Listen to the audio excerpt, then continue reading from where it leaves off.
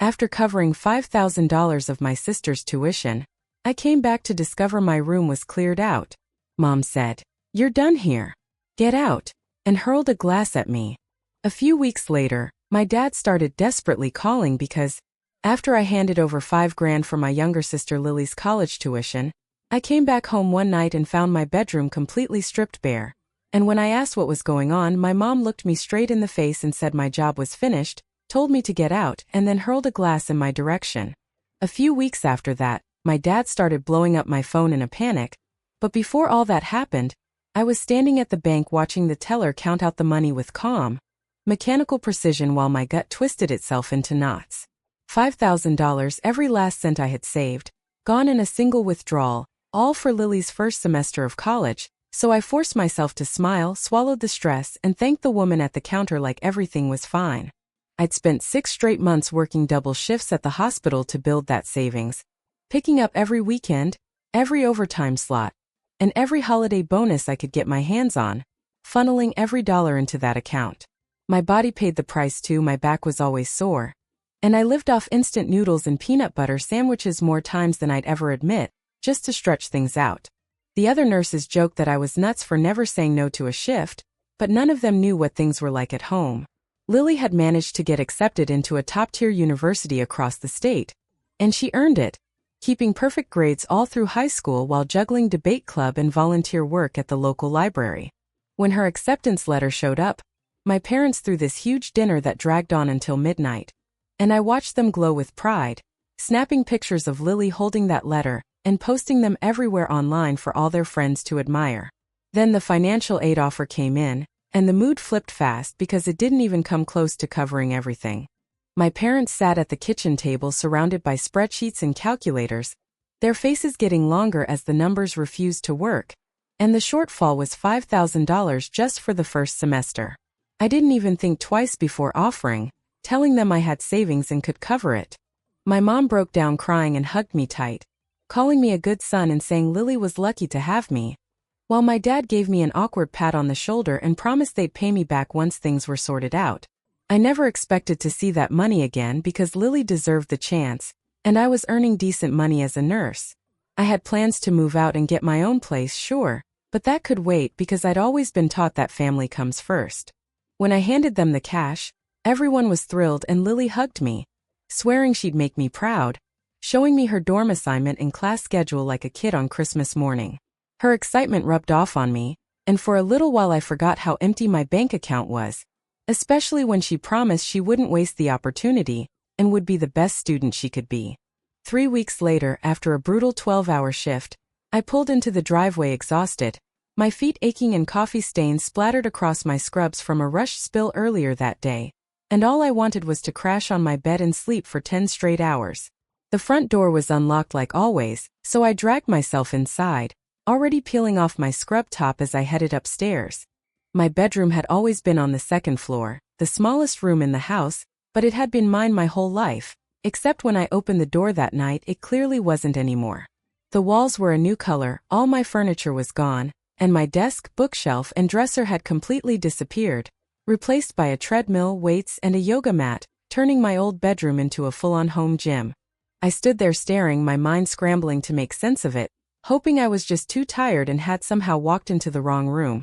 But I knew better when I saw the old dent in the wall from when I'd thrown a hairbrush as a teenager, and the same oak tree outside the window I'd looked at for years while doing homework. I called out for my mom, my voice cracking despite myself, and she appeared at the top of the stairs drying her hands on a dish towel, completely unfazed by the look on my face. She greeted me casually and told me my stuff was boxed up in the garage, then said flatly that my job was done. I honestly thought I'd misheard her until she repeated it, explaining they needed the space. I was 26 years old, and I should have been living on my own already anyway. When I reminded her that I'd just given them $5,000 3 weeks earlier, she shrugged and said they appreciated it, that the money went exactly where I wanted it to go for Lily's tuition, and now my dad wanted the room for a gym. It felt like the floor tilted under me when I realized she was serious, and when I said she was kicking me out on the spot, she accused me of being dramatic and told me I could grab my packed-up belongings whenever I felt like it. Anger burned up in my chest as I reminded her that I'd handed over my entire savings, Money I was using to move out, specifically to help Lily, but her face hardened as she snapped back that no one forced me and that it was the least I could do after everything they'd done raising me for 26 years. I shot back that I'd been paying rent, shouting that I'd given them $500 a month for 2 years straight, only for her to dismiss it as barely enough to cover utilities and food while accusing me of eating them out of house and home. I barely weighed 120 pounds and hardly ever ate there because I was always working, but I knew saying that wouldn't matter. My dad finally came out of the bedroom irritated by the noise, and my mom brushed me off as if I were throwing a childish tantrum, claiming they'd told me changes were coming even though I knew they hadn't. My dad waved it off, saying they must have meant to mention it and reminding me again that I was old enough to be on my own and lucky they'd let me stay as long as they had. My mom stepped closer, her eyes cold, telling me I should be grateful instead of arguing, and when I brought up the money again she snapped, grabbed a glass off the hallway table and threw it straight at me. I reacted without thinking, dropping low as the glass smashed against the door frame and burst apart, sending sharp pieces skittering across the hallway carpet, and one sliver sliced my arm, leaving a thin red streak behind. My mom leaned forward and hissed at me to grab my things and get out, saying she was done with my so-called ungrateful attitude. I looked straight at my dad, waiting for him to step in or say something, anything, but he just stood there with his arms folded and his face blank, like none of it concerned him. My hands were trembling when I walked down into the garage, and there it was, my entire life stuffed into mismatched cardboard boxes. Clothes, books, old photos, everything I owned shoved inside and stacked carelessly, with some boxes barely closed, one of them spilling my favorite sweater onto the dusty concrete floor. I made 4 separate trips to my little sedan, loading up every last box, and the fact that it all fit without even filling the trunk somehow made it hurt even more. 26 years of living, and all of it fit into a compact car with space left over.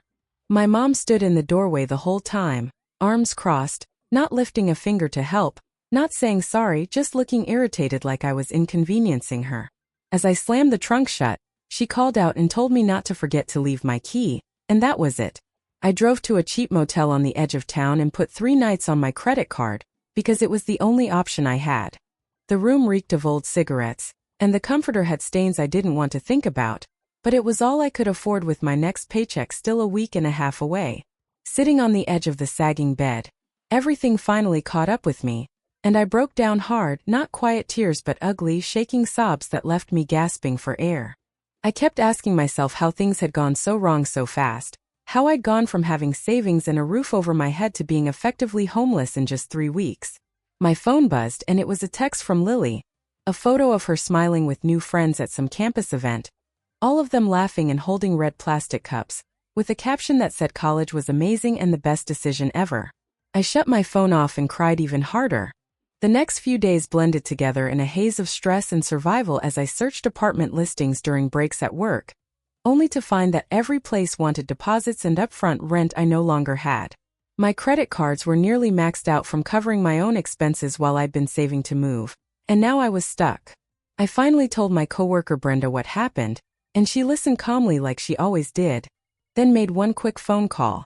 When she hung up, she told me her cousin had a basement apartment that wasn't fancy but was clean and safe, and if she vouched for me, I could move in with just first month's rent at $600 a month. I was so relieved I could barely speak. The place was basic, just a bedroom, a tiny bathroom, and a kitchenette that was really just a hot plate and a mini fridge shoved into a corner, but it had a door that locked and a bed that belonged to me. I moved in that weekend. My parents never called, not even once, no checking in, no apology, nothing at all, like I'd vanished the second I left their house. Lily called one time, but only to complain about her roommates snoring, and when I tried to explain what had happened, she brushed me off, saying Mom told her I was being dramatic about the room and that she had a study group in 10 minutes, then hung up. I buried myself in work after that, picking up even more shifts than before, not to say for anything specific anymore, but because staying busy meant I didn't have to think about how easily my own parents had tossed me aside. 6 weeks went by and I fell into a numb routine of work, sleep and repeat, paying down credit cards, buying groceries, just existing. Then my dad started calling. The first call came at 7 in the morning on my day off and I ignored it, figuring it was a mistake, but then he called again, and then my mom, and then Lily. I let everything go to voicemail before finally listening, and my dad's message was frantic and nothing like his usual calm tone. telling me to call him back immediately because it was urgent and involved Lily. My mom's message said the same thing, and Lily's was just sobbing. My stomach dropped as I called my dad back with shaking hands, and he answered right away, demanding to know where I'd been before I could even speak. I told him I'd been working and asked what was wrong and if Lily was okay, and he snapped back that she wasn't because she'd been kicked out of school. I sank down onto my bed as he explained she'd been expelled for cheating on multiple exams, that the school had zero tolerance, and suddenly the image of perfect, driven Lily shattered. My mom cut in on speakerphone furious, saying the tuition wasn't refundable, and that the full $5,000 was gone after only 6 weeks. It clicked then, slow and heavy, and I realized exactly where this was going when she snapped that someone had to pay for the mess and Lily needed money to apply elsewhere and pay for test prep courses. I laughed before I could stop myself, a bitter laugh that turned into full-on laughter with tears streaming down my face, and when my dad demanded to know what was so funny, I told them they'd thrown me out, thrown a glass at me, taken my money, and erased me from their lives, and now they wanted more. My mom said coldly that it wasn't about me and that it was about my sister's future, and I shot back that this was the same sister who couldn't spare 5 minutes when I tried to tell her I was living out of a motel. My dad scoffed and said I was being dramatic and that I wasn't homeless, and when I told him I had been staying in a motel, he said it wasn't their problem and that I was an adult who chose to move out. My voice dropped to almost a whisper when I said it, telling my mom that she threw me out and literally hurled a glass at me before ordering me to leave, but she immediately shot back that I was twisting the story, and that they just needed the space, insisting any reasonable person would understand. I told her a reasonable person would have given me more than 5 minutes notice after taking my entire life savings, but my dad cut in sharply and demanded to know if I was going to help my sister or not. I glanced around my tiny basement apartment at the second-hand furniture I'd pieced together from thrift stores, the calendar on the wall covered in notes about extra shifts, and the stacks of ramen on the counter because they were cheap and kept me full, and then I said no, plain and simple. Both my parents erupted instantly, yelling over each other about family duty, selfishness, and how I was supposedly destroying Lily's future, so I held the phone away from my ear until they finally stopped to breathe. When they did, I told them calmly that I would never give any of them another cent and that they were not to contact me again. Then I hung up and blocked both of their numbers. About 20 minutes later, Lily called from a friend's phone, and even though I almost ignored it, curiosity got the better of me and I answered. She immediately started crying and asking how I could do this to her, saying she just made a mistake and everyone makes mistakes, but I told her getting expelled for cheating over and over wasn't a mistake, it was a pattern. She tried to defend herself, saying she was stressed, the classes were brutal, everyone else seemed smarter, and she panicked, then admitted she cheated because she needed to protect her GPA since things were so competitive. I told her she clearly couldn't afford to cheat either, which only made her more upset as she accused me of not being on her side. I reminded her I was on her side when I handed over $5,000 and again when our parents kicked me out, and I asked her where she was then. She repeated that Mom said I was overreacting about the room, and went quiet when I asked if she'd ever even asked for my side of the story. I pushed further, asking if she'd wondered where I was living or checked on me even once, and she weakly said she was busy with school, the same school she got expelled from for cheating. She begged me to stop saying it like that, crying harder and accusing me of being mean and different, and I told her she was right because the old me would have given her whatever she wanted and believed family meant something no matter what. She said family did mean something and that's why I needed to help her, and I told her to help herself because I was done, then I blocked her number too. After that, the calls kept coming from random numbers as relatives I hadn't heard from in years suddenly popped up to lecture me about family loyalty and sacrifice. My Aunt Paula accused me of being vindictive. A cousin sent a long message about forgiveness, and I blocked every single one of them. What none of them seemed to grasp was that I wasn't angry anymore, because anger would have meant I still cared enough to feel something sharp and immediate, and instead what I felt was clarity, like waking up from a warped dream and finally seeing things the way they really were. One evening during shift change, my coworker Jennifer pulled me aside after overhearing bits of the story, leaned against the nurse's station, and quietly asked if I ever doubted myself or wondered if I was being too harsh. I thought about it honestly and told her sometimes I did, usually around 3 in the morning when I couldn't sleep, but then I remembered my mom throwing that glass and how none of them bothered to check if I was okay, and that usually ended the doubt.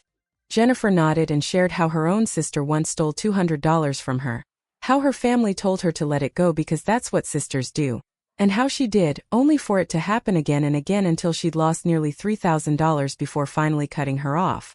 When I asked if she regretted it, she said not at all and added that the only regret was not doing it sooner, explaining that some people mistake kindness for weakness and will keep taking until there's nothing left. That stuck with me in the weeks that followed as I started noticing patterns I'd ignored for years, like how my mom only called me responsible when she needed something, how Lily reached out for advice or money but disappeared when I needed support, and how my dad praised me for being easy while showering Lily with attention and expensive gifts. I realized I'd been trained to accept scraps of affection and call it love. Over time, the basement apartment stopped feeling like a stopgap and started feeling like a refuge, and I bought a few plants for the windowsill, tough little succulents that survived on very little, which felt fitting. I hung up artwork I picked up cheap at a community college student sale. Nothing fancy, just pieces that made me smile. Brenda noticed and joked that I was nesting when I showed her pictures, and when I admitted she was right, she smiled and told me I deserved a place that felt like it belonged to me. Around then, I started therapy through the hospital's employee assistance program, figuring I had nothing to lose, and my therapist, Dr. Monica Stevens, a woman in her 50s with kind eyes and a straight-shooting way about her, asked me to tell her about my family in our first session. I gave her the short version, expecting advice about forgiveness or reconciliation, but instead she leaned back and said it must have been terrifying, and when I asked what she meant, she explained that realizing the people meant to protect you are actually using you is a fundamental betrayal that shakes how you see the world. Something in my chest finally loosened, because I hadn't realized how badly I needed someone to say out loud that it really was that serious and that I had every right to be hurt, and we spent the next several sessions slowly unpacking my childhood. All the little things I used to brush off suddenly felt a lot heavier once I looked at them honestly, like how I was always expected to babysit Lily for free while my friends got paid to watch their siblings, or how my accomplishments were met with quiet nods while Lily's were announced and celebrated like major events. I started seeing how early on I'd learned that the safest way to avoid tension was to make myself useful, agreeable, and small. Dear Stevens put it plainly one session when she said I'd become the family workhorse and they'd taken full advantage of that role. I told her I should have seen it coming, and she gently reminded me that kids aren't born knowing how to spot manipulation, that I learned the rules of my family system and followed them, and that the real problem was never me but the system itself. Between sessions, I started journaling in a cheap notebook, nothing fancy, just writing memories down as they popped up. I wrote about the time I saved up for a car and my mom borrowed the money for 6 months, then gave it back after the transmission was wrecked, or the time Lily ruined my favorite dress and I was the one punished for caring too much about material things. I wrote about how my dad promised to come to my nursing school graduation and canceled at the last minute, because Lily had a piano recital that same day. Each memory on its own didn't seem huge, but taken together they showed a clear pattern of me being sidelined and undervalued over and over. I also started tracking my finances more carefully, and seeing everything laid out in black and white was a punch to the gut. Over 5 years, I'd given my family around $26,000, including $12,000 in rent over just 2 years that was well beyond my share, loans that were never repaid, and gifts that were never returned in kind. $26,000 could have been a serious down payment, or wiped out my student loans or paid for travel or investments, but instead it went to people who kicked me out without blinking. Around month 4 of no contact, the anger finally arrived, sharp and sudden, hitting me in waves over the smallest things. I'd see a mother and daughter shopping together and feel this rush of rage, or hear a coworker talk about family dinners and have to step away to the bathroom. Dear Stevens told me that was normal too, explaining that grief isn't linear and that this was grief because I was mourning the family I thought I had. Work became my safe place, and even with all the extra shifts, the other nurses noticed something different about me. Brenda pulled me aside one day at lunch and said I seemed changed in a good way, and when I told her I'd cut off my family, she barely reacted, just said it was about time and that they'd been draining me dry. I told her everyone else said I was wrong and should forgive and help anyway, and she snorted and said everyone could mind their own business, then pointed out that I smiled now, that before I always looked worn down in a deeper way, and now even though I was tired my eyes were clearer. She was right, because despite longer hours, a basement apartment, and cheap meals, I felt lighter and freer than I had in years. 3 months after Lily's expulsion, I got a call from an unknown number and, against my better judgment, answered it, only to hear an older woman ask if I was the ungrateful daughter who abandoned her family. When I asked who she was, she said she was my grandmother, my mother's mother, and that she'd heard all about my selfish behavior. I almost hung up, but something stopped me, and I told her calmly that I didn't even know I had a living grandmother because my mom had never mentioned her once in 26 years. She went quiet, confused, and when I explained that my mother had never spoken about her at all, she paused again and said that was interesting. We ended up talking for over an hour, and Grandma Ruth, as she told me to call her, explained the fallout she'd had with my mom 3 decades earlier, after my mom borrowed money from her parents to start a business and then refused to pay it back, cutting them off completely when they asked about it. Ruth said my mom claimed they were trying to control her life and hold money over her head, even though they just wanted what they'd loaned returned, and the parallel to my own situation was painfully obvious. Ruth and I kept in touch after that, video chatting every week, and she was sharp, funny, and completely intolerant of my mother's behavior, telling me flat out that my mom had always been a taker and that she was sorry I had to learn that the hard way. Through her, I discovered an entire side of the family I never knew existed. Aunts, uncles, cousins, all kept away because of my mom's grudge, and they welcomed me warmly, shocked to learn about me. My uncle David, Ruth's son, was especially angry, telling me my mom had claimed she was an only child and erased them completely, apparently from my life too. Getting to know this hidden family felt unreal, especially when I found out I had 3 cousins around my age living in nearby states, and we started a group chat like we'd known each other forever. One cousin, Rachel, stood out right away, a teacher with a dry sense of humor that matched mine perfectly, and during one video call she joked that she couldn't believe we missed out on 26 years of friendship and all the family gatherings where we could have teamed up against the weird relatives.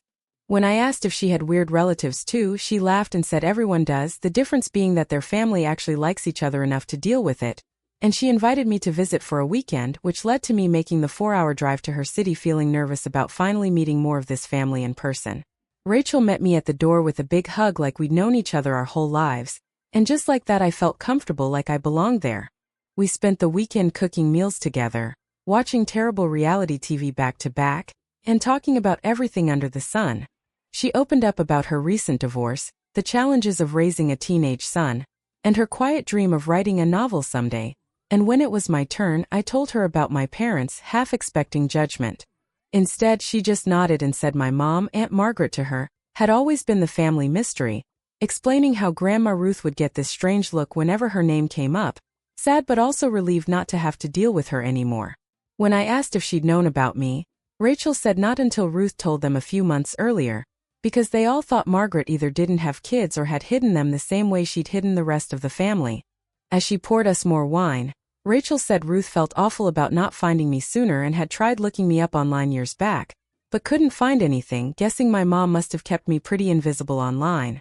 That evening her son Tyler came home from a friend's place, 15 years old with awkward height and braces, giving me a shy wave before vanishing into his room, and Rachel laughed and said he was at that age where he pretended adults didn't exist, but he'd actually been excited to meet me and thought it was cool having more family. The way she said more family hit me harder than I expected, because these people had welcomed me instantly, no strings attached. Before I left on Sunday, Rachel handed me a photo album and said Ruth wanted me to have it, explaining it was full of pictures of my mom growing up, family holidays, all of it, and that Ruth thought I deserved to see where I came from. That night back in my basement apartment, I flipped through the album slowly, seeing photos of my mom as a gap-toothed little kid, then as a teenager already wearing that sharp, calculating expression I recognized, surrounded by Christmas mornings, birthday cakes, graduations, and a life I'd never been part of. One picture stopped me cold, my mom at about 20 years old holding a baby, looking relaxed and genuinely happy, and on the back it read Margaret with David's daughter, 1998. It hit me that whatever capacity for love she had, it had existed at least once, and I couldn't help wondering what happened to that woman, or if she'd always been the same and these photos were just carefully frozen moments. I called Ruth the next day to thank her, and she told me she wanted me to know my history, saying my mom made choices that hurt a lot of people, but that didn't mean I didn't deserve to know where I came from, reminding me there were good people in my bloodline too and that I should focus on that. After that, the family I found through Ruth started including me in everything: birthday texts, holiday plans, memes in the group chat, all of it. My cousin Jessica sent care packages from her organic farm, jars of homemade jam, fresh eggs when I could pick them up, and hand-knit scarves, while my Uncle David called once a month just to check on me, asking about work and making sure I was eating right. At first it felt overwhelming because I was so used to giving without receiving that accepting kindness made me uneasy, and Dr. Stevens and I worked through that in therapy, with her reminding me I was allowed to receive without paying it back and that healthy relationships weren't transactional. When I worried they were only being nice because they felt sorry for me, she asked if they treated me like something fragile, and when I thought about Rachel's sarcastic text, Jessica's no-pressure gifts, and David asking my advice about his own problems, I admitted they didn't. Dr. Stevens smiled and told me that was because I really was part of the family, and that I just wasn't used to family meaning something good. She was right, and slowly I learned to trust it, saying yes when Rachel invited me to Tyler's school play, visiting Jessica's farm for a weekend, and accepting David's offer to help me look at used cars when mine started making unsettling noises. They were changing how I understood family altogether. 6 months after I cut off my parents, a real letter showed up in my mailbox, handwritten and unexpected, and it was from my father. The handwriting was shaky and the message short, saying he and my mom were separating, that the stress around Lily had exposed how different their values were, that he was moving to Arizona for work, and that he was sorry for how they treated me, admitting he didn't expect forgiveness but that I deserved better and that he'd failed me as a father. I read it 3 times, waiting for the guilt trip or request for money that never came, and for once it seemed sincere, just a sad realization from someone who figured things out too late. I didn't reply, not yet, because the wound was still too fresh. Lily tried adding me on social media using a fake name, but I recognized her writing style immediately, declined the request, and locked down my profiles. My mom, I later heard, was telling people I'd stolen from them and abandoned the family, but anyone who believed that wasn't someone I wanted in my life anyway. The relatives who bothered to hear my side were horrified, and Ruth was especially fierce about defending me, telling me she'd started correcting the story whenever my mom spread lies and that my mom didn't like it at all. 1 year after I walked out of my parents' house, I got promoted to charge nurse. The promotion came with a solid raise and better benefits, and not long after that I moved into a real apartment with actual rooms and windows that let sunlight pour in instead of a basement wall. I finally bought furniture that didn't come from thrift stores, opened a new savings account, and started rebuilding properly. Brenda took me out to a nice restaurant to celebrate and lifted her glass, telling me I should be proud because I'd rebuilt my life from nothing. I told her quietly that it wasn't nothing because I had help from her, from Ruth, and from the family I'd found along the way, and she smiled and said she knew what I meant, that my parents had tried to break me and failed. She was right because even though they took my money, my home, and my faith in what family was supposed to be, they never took my resilience. Eventually the calls and messages from my mother's side of the family faded away, and I heard through distant channels that Lily had enrolled in a community college and was doing fine, though no one told me directly. My father sent a Christmas card from Arizona with another short apology, which I filed away without replying. Ruth invited me to Thanksgiving with her side of the family, where I met cousins who looked like me, moved like me, and welcomed me as if I'd always belonged, and it was overwhelming in the best way. As we washed dishes together after dinner, Ruth told me this was what family was supposed to be, people who showed up for each other without keeping score. 2 years after the day I came home to an empty room, my life was full again, with a job I loved, real friends, and a family who genuinely valued me. My savings grew steadily, and I started taking online classes toward my bachelor's degree in nursing.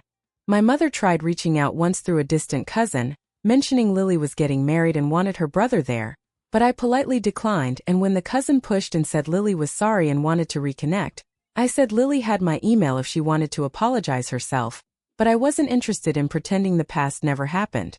No message ever came directly from her, just more secondhand attempts from people who didn't know the truth. When I was 29, Ruth's health began to fail, and I took time off work to sit by her hospital bed, holding her hand while she told me I was one of the best things to come out of her cutting off my mother, and made me promise not to let my mother back into my life out of guilt after she was gone. I promised her I wouldn't let that happen, and she told me I was stronger than she'd ever been, that she was proud of me, and a week later she passed peacefully, surrounded by the family who had embraced me and shown me what unconditional love looked like. My mother showed up at the funeral looking older and harder, and when she tried to approach me during the reception, my Uncle David stepped in and told her firmly she wasn't welcome, that she'd cut Ruth out of her life and didn't get to pretend she cared now, and she left without a scene, though not without shooting me a look full of venom. From Ruth I inherited jewelry and photo albums instead of money, filled with pictures of my mother as a happy child and of family gatherings I'd never been allowed to attend, proof of everything that had been taken from me. But I felt no grief over what I missed because I'd found my real family, the people who showed up without being asked and celebrated my wins while supporting me through losses. At 30, I bought my first house, a modest 2-bedroom with a yard, and filled it with game nights, holiday dinners, and walls covered in photos of people who truly loved me. When people asked about my parents, I stopped explaining and just said we weren't in contact, then changed the subject and most understood. Brenda eventually retired, and I stepped into her role as senior charge nurse, mentoring new nurses with the same mix of toughness and care she'd shown me. And when some of them shared their own family struggles, I tried to show them that life didn't have to include people who hurt you. I heard through the grapevine that Lily had 2 kids and that my parents were doting grandparents now, and I felt absolutely nothing about it, because they were strangers living separate lives just like I was.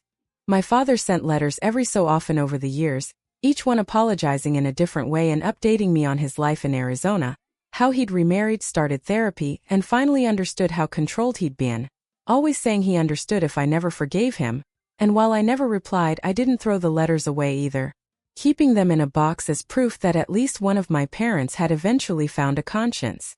On my 32nd birthday, I hosted friends at my house, grilling burgers, playing board games, and staying up too late laughing at dumb stories, and while cleaning up afterward, I looked around at the life I'd built and realized the version of me who handed over $5,000 without hesitation wouldn't recognize this man. Back then I believed approval could be earned through sacrifice, that blood guaranteed loyalty, and that family always had your best interests at heart, but I knew better now because family was something you built, loyalty came from actions, and love grew out of mutual respect instead of one-sided giving. Just then my phone buzzed with a message from an unknown number, and against my better judgment I opened it, reading the words, "I heard it's your birthday, and your nephews ask about their uncle sometimes." The message read, "Don't you think it's time to let the past go? Life is short," and it was signed Vanessa, and I stared at my phone for a long moment after reading it. A few years ago that kind of message would have shaken me, made me second-guess myself and wonder if I was being too harsh, too unforgiving, or just plain cold, but now all I felt was exhausted. I was tired of people only reaching out when they wanted something, tired of being told to forgive folks who had never actually owned up to what they did or said they were sorry. So I blocked the number and deleted the message without another thought. Life really was too short, but it was too short to spend it on people who had already shown me exactly who they were, and too short to keep hoping they'd magically turn into the family I should have had from the start. I didn't need to wait for that anymore because I already had it. My friends were probably still down at the bar a few blocks away, keeping my birthday going without me, and I realized I could either join them or stay home enjoying the quiet of the life I'd built. In the end I chose both.